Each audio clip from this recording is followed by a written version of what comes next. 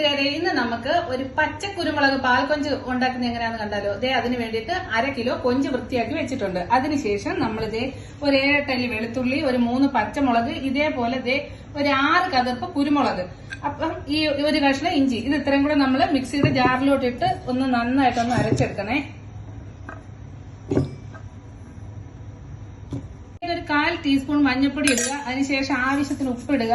പിന്നെ അരമുറി നാരങ്ങ എടുത്ത് വെച്ചിട്ടുണ്ട്. അതിന്റെ നീരും കൂടെ പിഴിഞ്ഞൊഴിച്ചിട്ട് നമ്മൾ മിക്സിയിലിട്ട് നന്നായിട്ടൊന്ന് അരച്ചെടുക്കണം. നമ്മുടെ അരപ്പൂടെ റെഡി ആയിട്ടുണ്ട്. ഈ കൊഞ്ച് ഇതിലേക്ക് ഇട്ടതിന് ശേഷം ഒരു 2-3 കതിർപ്പ് കറിവേപ്പിലയും കൂടെ ഇതിലിട്ട് നന്നായിട്ടൊന്ന് കൈവച്ച് തിരുമ്മി ഒരു 20 മിനിറ്റ് ഇത് അരപ്പ് നന്നായിട്ട് ഇത് പിടിക്കാനായിട്ട് വെക്കാം.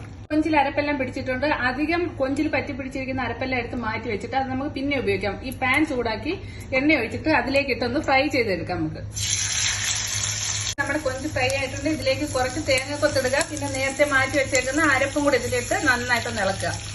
ഇതിലേക്ക് അരമുറി തേങ്ങാപ്പാൽ ഒഴിച്ച് നന്നായിട്ട് പറ്റിച്ചെടുക്കുക.